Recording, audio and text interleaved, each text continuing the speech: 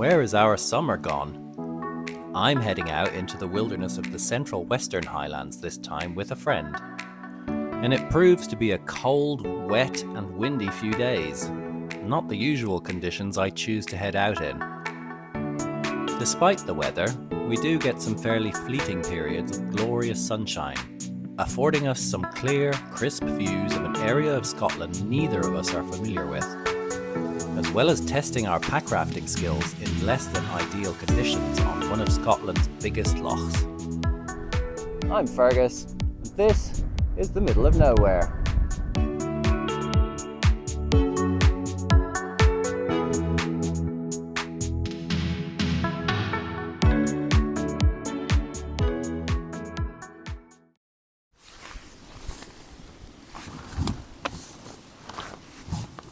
Hi everyone, and welcome back to my channel. I have come a little bit further away this time from where I'm used to, up in the far northwest, down to the middle Western Highlands. And I'm joined for the first time since the big excursion into the jungle that we did in South America by Laura. She's left Adam at home this time. But today we are here in the middle Western Highlands on the shores of Loch Morar, which is one of Scotland's big lochs. Doesn't cover quite as much area as Loch Lomond, and it's not quite as long as Loch Ness, which are the biggest and longest respectively. But as we paddle up along it, we will end up going over the deepest freshwater point in the country, in all of Britain. So today we are just going to basically drift with the wind, because there's quite a strong wind going directly towards the east along the loch, which is really, really helpful because these are like a sail, and they're going to take us the 20 kilometers or so to the other end, which is a really remote area at the eastern end of the loch. And then we're going to spend the next 2.5 days walking back to get to the car, and that'll be it. So it'll be nice to actually spend 3 nights rather than just a single night. And we have a visitor of a little doggy who's come to have a sniff. I'm getting anywhere. Oh, you are. A few centimeters at a time.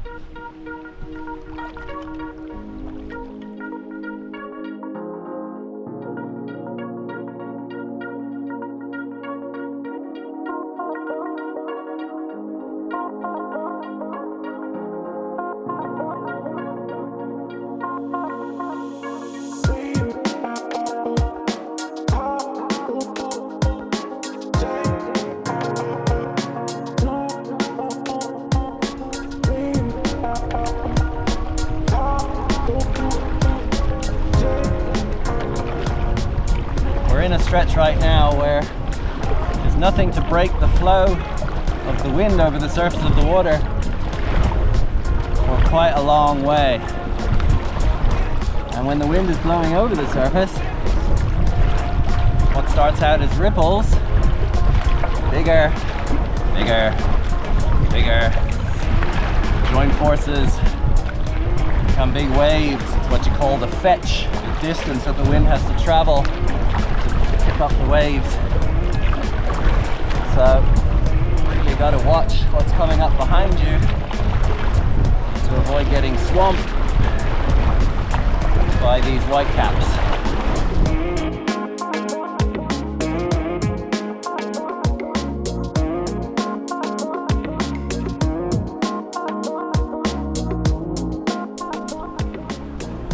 Oh, there goes a heron again.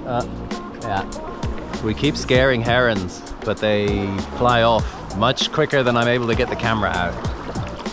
Now we can see to the end of Loch Morar. We had to get around this bend, and now we're just around a bend and we can see what's in store, which is still a long way to go.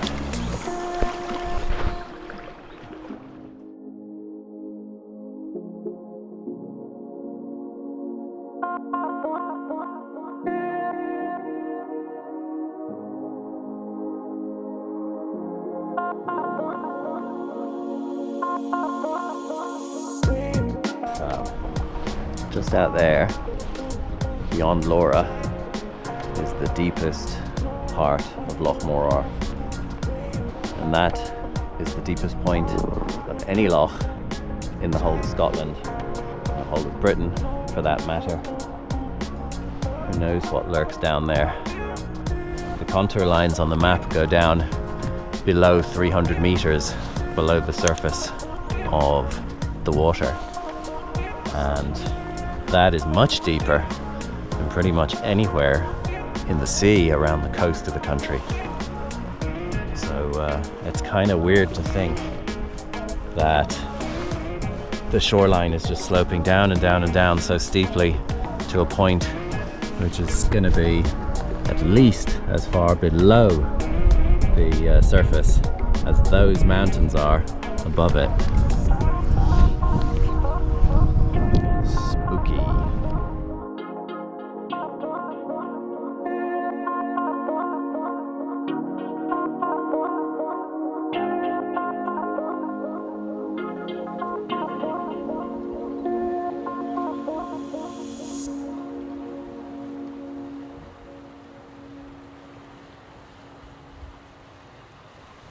Well, we made it to the end of the loch, which I've estimated is about 20 kilometers, and we have had every kind of weather imaginable today.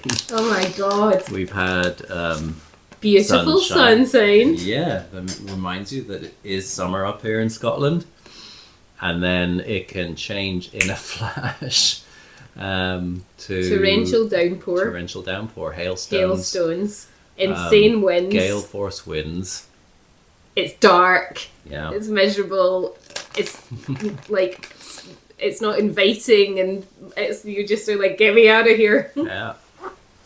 And when the wind picks up, so the last shower that we had while we were still in the boats before we got here, it was the worst one. Yeah, that was one of those moments where it was actually the calmest part of the day, and we were just paddling along having a chat. And then, as I said to Laura, after the storm had passed, it was just like someone started turning the dial. God started turning the dial like this, and it just kept on going up and up and up, and the wind was getting stronger and stronger and stronger, and the water was just turning into a washing machine. And I was behind Laura and looking at this, it's building up. Okay, I'm getting a bit uneasy here. It's very choppy. And we're coming up to this really exposed headland. And Laura just plows along, and I'm just like, when is she going to realize that this is still building, and this is a dangerous situation? So in the end, I just had to shout at her and say, look, let's go to the side until this blows over. Yeah, I would have kept going. Because I've been in the past in a pretty scary situation in that kind of maelstrom like conditions, worse than what we had today, but I didn't feel like I was out of control of my boat in any way, so I wasn't scared, which I think was why I was just like, let's keep going, dum-da-dum, it's quite choppy. Again, but it was like I said, the waves were coming from behind you, but also as you were getting closer to the rocks, they were bouncing off the rocks. Yeah. So at some point, you could easily get caught in something where you are thank you. thrown about all over the place, and then out you go. Yes. So I'm glad you called me into the safety. Yes. So I had a little bit of footage of that at the beginning, but then the GoPro battery went dead. I've got some on my phone. You were videoing while you were being thrown Not about? while I was being thrown about. When you told me to get in, yeah. I did a little bit, I think. Okay. Well, that was interesting. But we're done with the paddling now. That was a long paddle. And then tomorrow and the next day, and probably a couple of hours the next day, we will be walking and carrying all of the stuff back out again, but away from Loch Morar.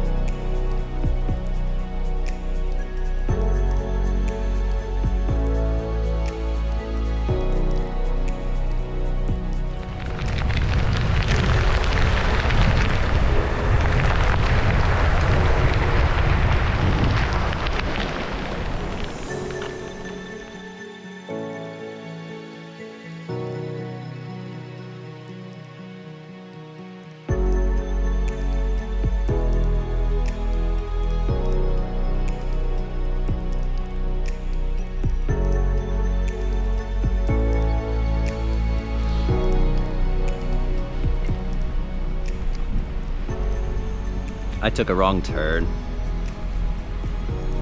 Wasn't paying enough attention to the map and my compass. So we're in the wrong glen. We'll still end up getting to the place where I wanted to camp tonight. And actually it's a little bit shorter that way, but maybe a little less scenic. Haven't done that in years. Very annoying.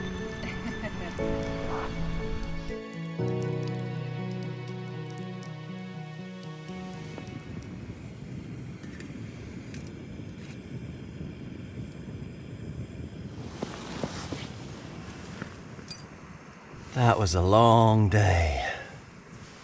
Laura and I are just taking a break after so much walking and having our dinner and just getting a little bit of life back into us. I'm so hungry. Both of our feet got completely soaked because just trudging through the long grass, which is soaking wet. The shower is coming and going all the time, as well as trudging through bog. Just things end up happening that way. So we have reached the point which I wanted to reach for tonight, Loch Beoraid, or Beoraid, which is a bit out of the way, and it is very picturesque, but it looks like most of the really nice bits are towards the other end of it. So I'm not particularly photographically inspired. In fact, it's being quite a tricky trip for photography, because when the light is otherwise going to be at its best, it clouds over and you end up with a lot of rain. That's what happened yesterday evening. It's pretty cloudy again now, but I don't know, we'll see. Right now I'm knackered. Gonna eat my dinner, have some chocolate, and see where I'm at.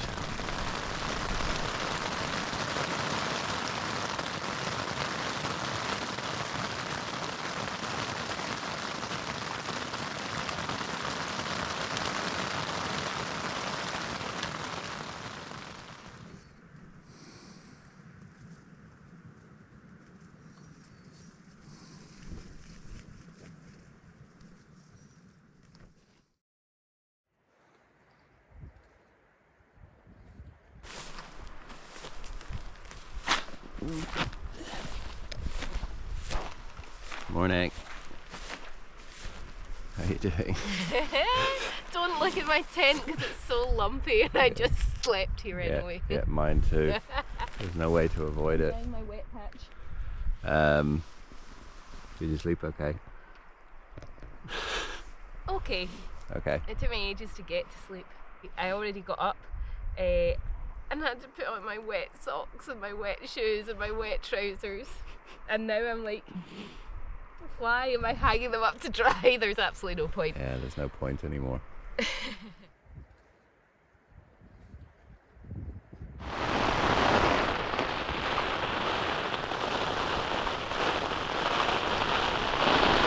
10 minutes ago it was sunny.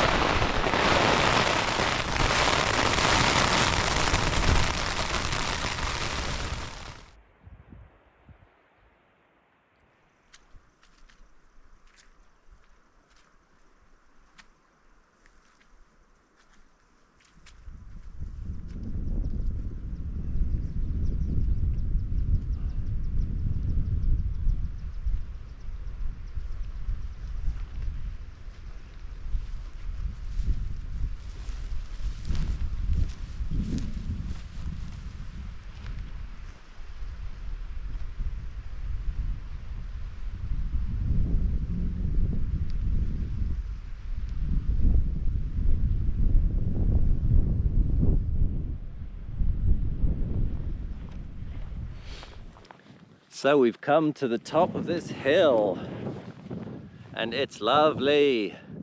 We got a lovely view down on that.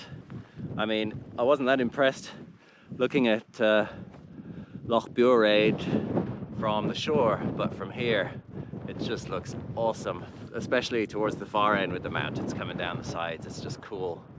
And that nice little island, I'll have to come back and do some island bagging on that in the loch over there. And over here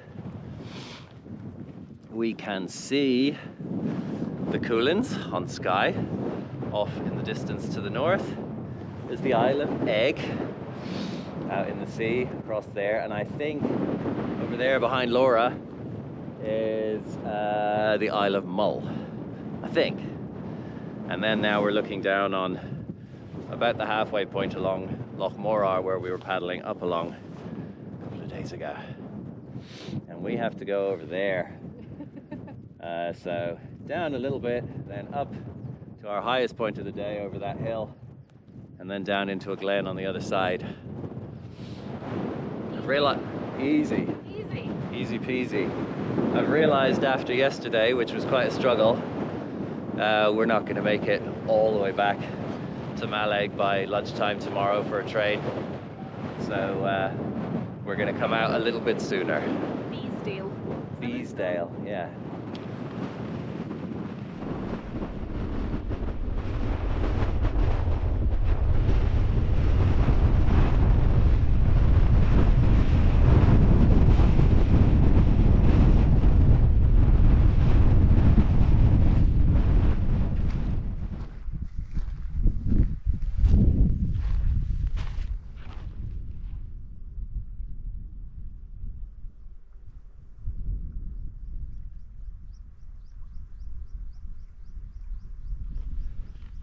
Little moth. A little battered, yeah, and bruised looking moth. He's on his last legs. Or she. That's a she. How do you know? Because the antennae look like they've got little fans coming out of them on the sides, if it's a male, for picking up the pheromones that the females release. So I hope you've managed to lay your eggs before now, because it doesn't look like you're going anywhere again. No. Poor wee thing. There is one in its prime. Laura spotted it in the grass. It's I think a oak egger, which I used to collect the caterpillars of and keep them as little pets when I was a kid, and I have never seen one in the wild. But this is a male. You can tell by the little fan like structure on its antennae, whereas the females just have a line. They don't need to smell nearly as well as the males. It's beautiful.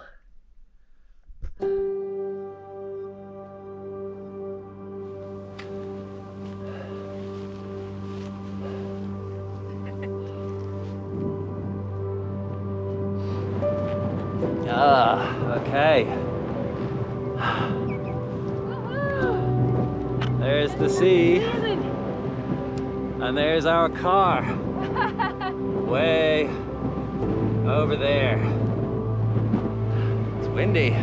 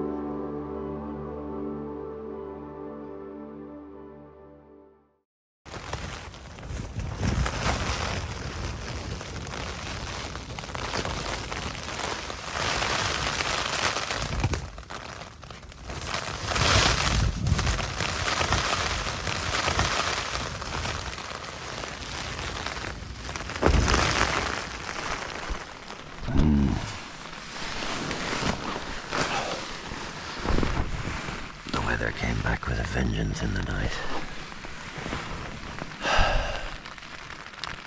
My tent pegs have been pulled out on the nasty side.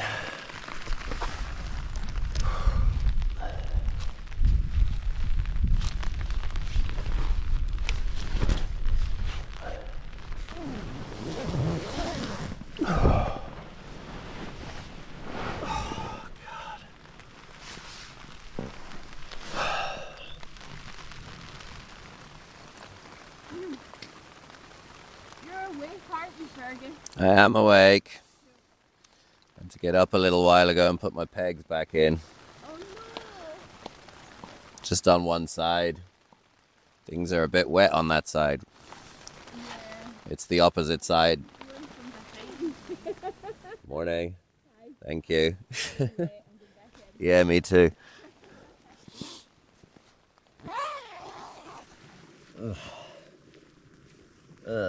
Wet socks.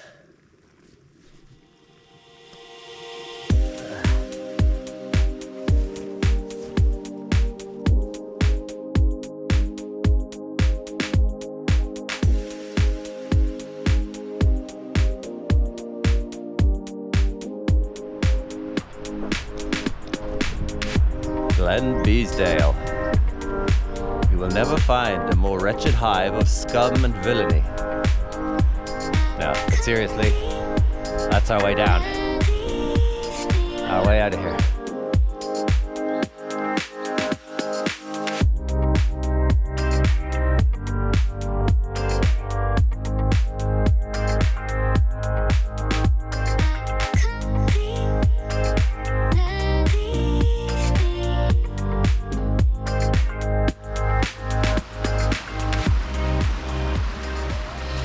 So that was a wet but spectacular visit to a place that I've never been and Laura's never been to.